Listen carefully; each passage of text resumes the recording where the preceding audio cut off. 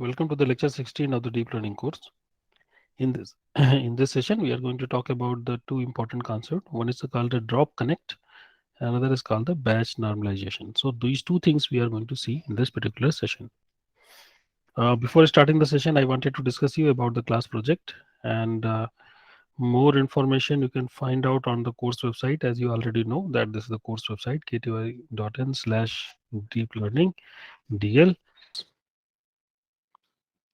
Okay, so this information is there on the maybe we can remove this part from the class recording because that may not be needed on the internet. So let us start our discussion. So I have spent a lot of time. So we actually wanted to discuss about the drop connect and the batch normalization today.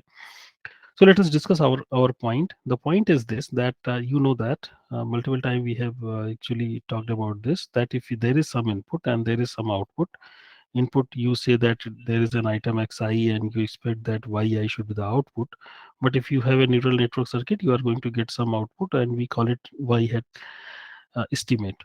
So that our task would be to reduce the loss between yi estimate and yi, and by this to achieve this we are actually doing the training.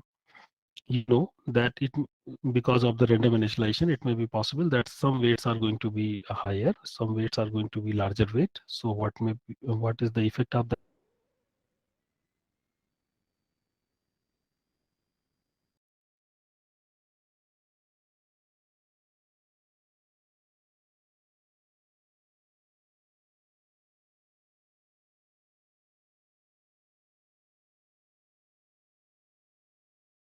More, am I audible? Sir, we had lost your audio for a while there. Okay, so right now it is fine. Yes, sir. Is it fine now? Hello, Yes, sir. Srijan, is it fine now? Okay, please let me know that if there is a problem, so let me continue. Okay, so what I was telling, that if there is any connection that has a very high value, so most of the decision is going to be influenced by this particular connection. So there was a method we have seen in the previous class that randomly, that says that if you randomly shut down some of the units. What do I mean by this? That everything is fine whenever you are going to provide the input and you are going to see the output. And to minimize this particular loss, for example, let me say that I'm talking about this particular weight. So at that particular moment, if I want to find at the so if I want to update this particular weight, I would find out that what is the gradient of this loss with respect to W, and with respect to this particular and whatever the gradient is, we are going to update this particular weight. So what I'm telling, that randomly few of the weights are not going to be updated. Once again, at the time when I'm going to compute that how much I should do this change into this particular thing, at that time I'm using this particular weight. But when at the time when I'm updating this weight, I'm telling that randomly I'm not updating any of the weight which are associated by this particular neuron. Once again, what I'm telling, that I am randomly choosing few of the neurons. I'm going to randomly choose few of the neurons for whom I am not going to update the weight. In the next iteration, I would choose another set of these units for which I am not going to update. This particular method forces the system so that it now cannot be dependent on any particular connection. Okay, he have to use, because if let's assume that the neuron with this connected to that particular neuron, the neuron connected with that particular weight, if it gets shut down, then at that time the system need to take the decision based on the other things, and therefore those kind of those connections are going to be modified. So now co-adaptation is not possible. Okay, co-adaptation is not possible means a set of the weights which are actually adapting themselves to be better, it is not possible in this particular scenario. This idea is called dropout, and we have seen this earlier, that it is going to be a very good regularization step. And we have also seen in the previous classes that there was a paper that actually talked about that if you do that, what is going to happen, that your last landscape is going to be smoothened. There is another idea that, for example, I want to ask a question from you. Okay, please try to answer. Okay, I'm going to ask a question that, let's assume that you have done this. Okay, and you find out that it is useful. And if I ask you that, can you give me any other idea to do the similar kind of thing? Can you give me any other idea?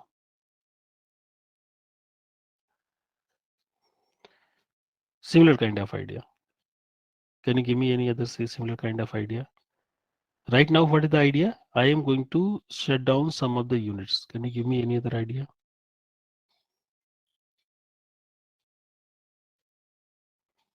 Let me Making weights 0. say again. Making those weights 0. No. You cannot make the weights 0. Okay, Okay. because weights have some weight. How can you make that 0? So it means that you are destroying your things, learning. Okay. So making weight 0 is not a good thing. Any other idea?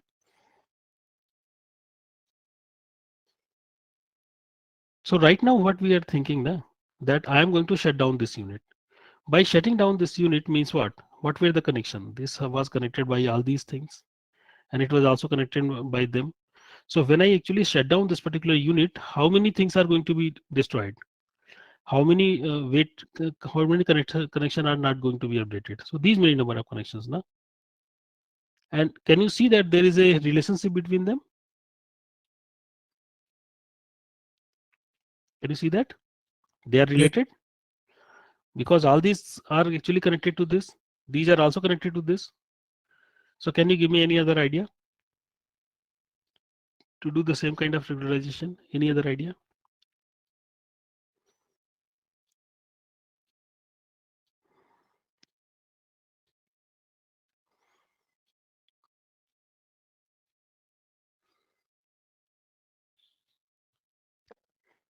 Priyansh? Can't think of one such as of now. Look, you can think. I'm pretty sure that you can tell me. Right now, randomly, what I'm doing? Shutting down the units. Similar thing I want to do. Acha, can you tell me that by this what I'm achieving? That I'm not updating what? If I'm shutting down this, I'm not updating these weights. Okay. I'm not updating these weights. I was randomly shutting down this. Instead, what I can do? Srijan. Can we do it like randomly turning on those weights, use those units? Excellent. Okay. So when I was randomly turning down this thing, many things which are actually related, they are going to be they are actually shutting down. Okay. I was not updating them. But instead of doing this thing, what it would be a better idea that if you disconnect,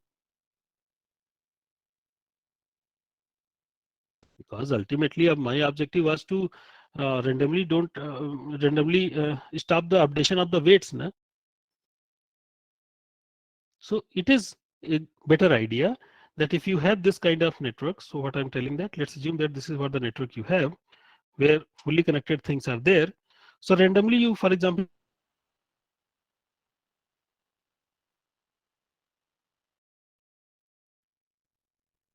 but what I'm telling that update on this particular thing. So this line is now red. Can you see this? I think red is not that much clear. How many of you can see that there is a red? There is a red. There is a red line. There is a red line. Means some of the connections which were earlier available, now I am not updating them. Can you see this? So Priyans has told this that it could be a better idea that instead of shutting down this thing, I'm shutting down the connection. Okay. So what I am dropping the connections. Here I was dropping what I was dropping. I'm dropping the neurons. Here I'm dropping what? I'm dropping the connections. So the method is called drop connect. This method is called drop connect. It also had the similar kind of effect, and this particular method was proposed next year when this dropout was proposed into the literature. So there is a paper called regularization of the neural network using drop connect, PMLR 2013. This is the paper. Got the idea? So nothing very fancy, but getting the similar kind of thing, and we assume that this is going to be going to behave better, because when I was shutting down a particular unit, multiple things which were actually related, they are going to be removed. Now here more random things are happening into my system. All right, so this is called the drop connect, and next thing that we want to discuss is called the batch normalization. And batch normalization is again a very important and simple idea, and we have actually talked about this earlier also. So we have actually, I think you know this, that if you have a database, and database means what? Database means there is a table that contains many rows, and in many rows there are various attributes, and these attributes, for example, if I pick any particular attribute and try to see that, because all these things are number, if I see that what is the maximum value, what is the minimum value, you can see that the value could be like this. Okay, what is the histogram of the values that it has? If I pick any other attribute, so because again it is going to be the number, if it is a age, the value would be 1 to 100 only. Okay, if I pick this particular thing, what is, let's assume that it is a salary, so the value would be here to here. Okay, so different attributes has a different kind of spread into their range. Okay, they have this different kind of distributions. If we try to train a system using the values that we have, so we have seen that the effect of one particular attribute is higher as compared to the other. Okay, so we have also talked about this, that if we, just for the sake of simplicity, think that there are only two attributes. So one attribute, if the variance of one attribute is from here to here, another attribute can take the value from here to here. So ultimately what happens that that the last the last contour would look something like this. Okay, the last contour is going to look something like this, where if you go into this particular direction, you would be reaching to this global minima in less effort as compared to this particular direction, because from going from here to here, it is more distant as compared to this particular distance. This actually happens because my data is not normalized. Whenever you get the data has a different kind of range. So there was an idea, and the idea was that whenever you want to train a system, you do a normalization of the input data. Okay, this is a general idea that if you want to fasten your training process, what you have to do, you have to normalize this data in such a way so that all these things, maybe you can use a mu is equal to 0 and sigma square is equal to 1 in some using some variance and the mean. You can change this data in such a way so that now everything is going to be look similar. Okay, if you do this thing, so this last landscape last becomes circular, this last contour becomes circular, and with respect to every attribute, you are going to spend the same amount of you are going to spend the same amount of effort to reach to the sorry, to the global minima. So this is this is not a new thing to you. All these things are known to you. Any question if you have? Any questions you have? Let me know.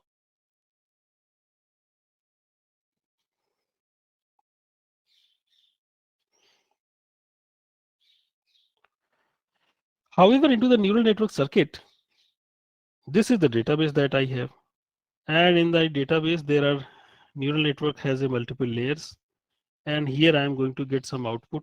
Okay, the output. Here I am going to provide the input. So whatever normalization I have done the normalization on my data So on the input layer,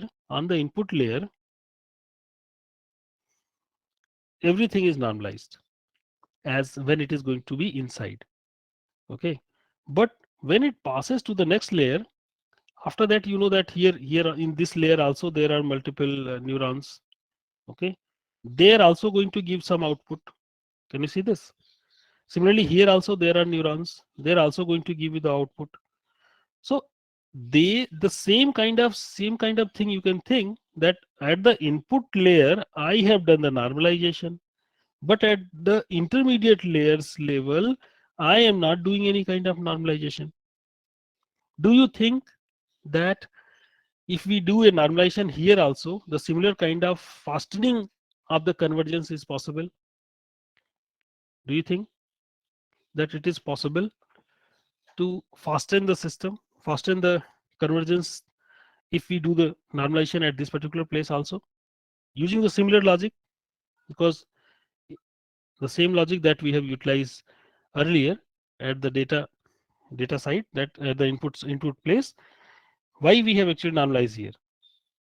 Can the similar logic be applied here? Yes or no? Yes or no? Can you tell me yes or no?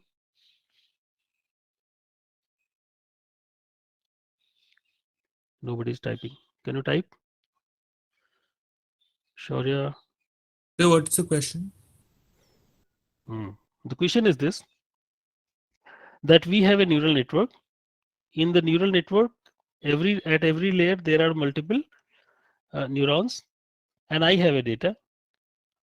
When I was feeding this data to this particular layer, input layer, we have few minutes back discussed that it would be beneficial if I do a normalization over here. Yes or no? We have discussed this. Yes, sir. So we know that it is good if we do a normalization on the data. My point is that can we use the same logic and tell that if the output that is being produced by this particular layer or any other layer, if it is also normalized, then the convergence is going to be faster? Yes, sir. Yes. So how Yes, sir. many of you actually say yes? Can you type yes? Akshit is also telling yes. So this is going to be an interesting thing. Okay, because if you can apply the same kind of thing over here, your system is going to be more fast. Okay, so the idea is this: in the deep neural network, activation serves as the input to the next layer. These activations serves an input to the next layer. Why not to layer wise normalize them as well? क्यों नहीं? Why don't we normalize them as well? So if you do this thing is called the batch normalization. The method is called the batch normalization. Once again, focus on any of the neuron. So what happens? This neuron is actually, you know that this is being connected with the previous, all the neurons with the previous thing. So inside this, there are two things, that there is a summation, and after that summation, you apply a kind of activation. Two things you apply on that. This neuron apply two things, summation and activation. So if I ask you the question that now we have decided that we are going to apply a normalization. So should we apply the normalization after activation or the before activation on the summations? Where should we apply?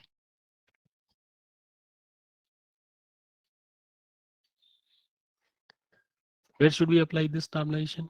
Should we apply after activation or before activation? After. After. Yes, sir. Okay. So, however, it has been seen that if you apply the normalization before, after the summation, it would be better. Why? Let me tell you why. Because these function are most of the time, for example, if it is a sigmoid function or the tan h function, it is already going to give you the value from -1 to +1 or 0 to 1. It is also going to be doing some kind of normalization in itself. So what extra I'm going to get if I'm going to normalize this thing over here? Okay, so it is not good to apply the normalization over here. It would be better to apply the normalization at this particular place, at the summation plot. Okay, so this normalization that we apply before the activation. So the answer is that before activation we should apply this.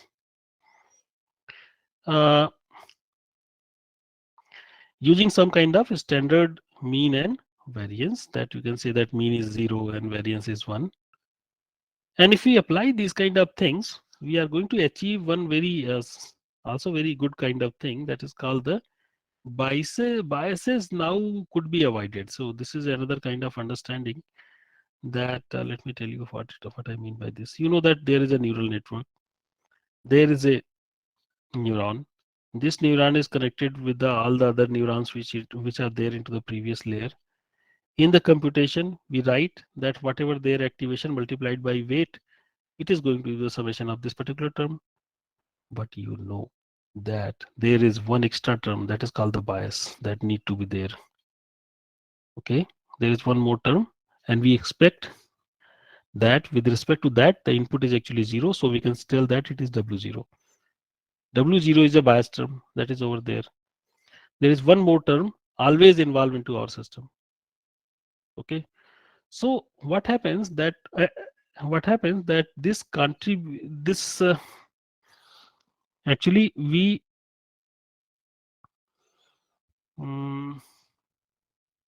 parameterize the system in such a way so that this vector, this bias value can also be changed, and what is the right value of that particular bias can also be determined. However, when we apply these kind of normalizations, so this summation term is actually going to be normalized, and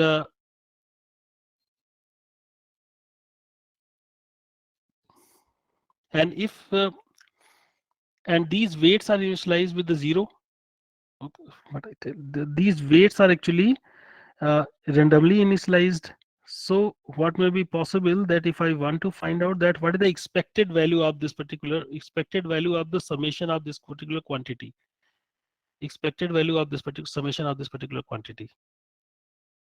because you know that in this expression, if you pick any particular neuron, the equation is going to be W0 plus W1x1 plus W2x2 plus W3x3, kind of this. This is a kind of equation that you are going to get. In this kind of equation, this is a single term that you are going to get. What is the expected value of this particular quantity? So if it is a general, if it is a random initialization, so the expected value is going to be 0. If you randomly initialize when your mu is equal to 0, so expected value would be mu only, and mu is equal to 0. So standard kind of, when you do a standard kind of normalization, then the expected value becomes 0. Expected value becomes 0 means what? That you can neglect this particular term.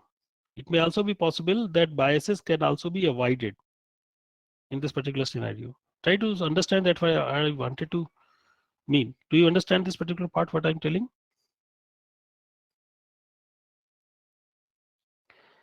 Okay, so I'm not suggesting that you please avoid it, but this is just a point that I'm discussing, that in this case biases could be avoided. Okay, any questions on that? You understand that what is the bias normalization? It is not nothing more than this, that if you have any value, normalization, you know that if there is a value, you say that V minus mu divided by sigma square, by this you find out that what the new value of your system, and then you feed to your neural network. As I'm telling that you can apply the same mechanism on the every layer also, and by this your training is going to be faster. So this is called the bias normalization. Next thing that I wanted to discuss is the greedy layer-wise training. It is again a very interesting concept, greedy layer-wise training.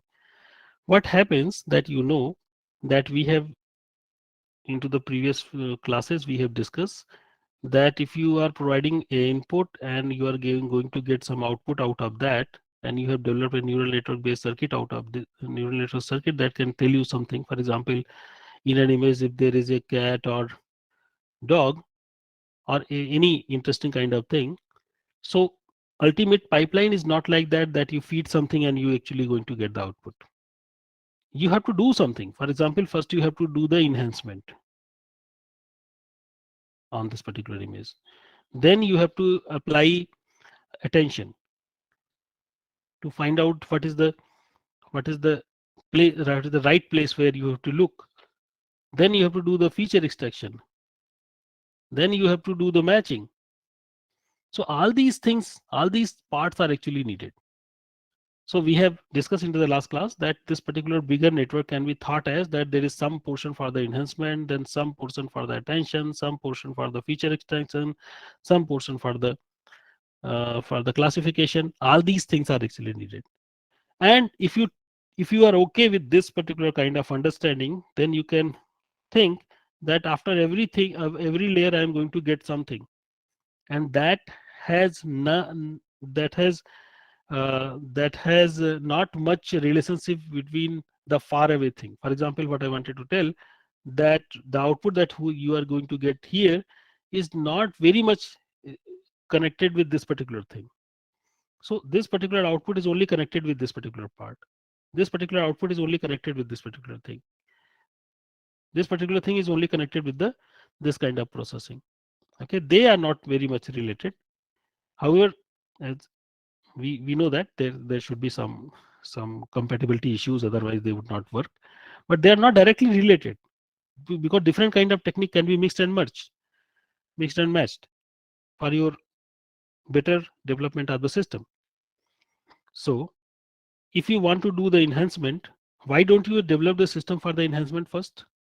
What I wanted to tell, that develop a neural network for the enhancement first.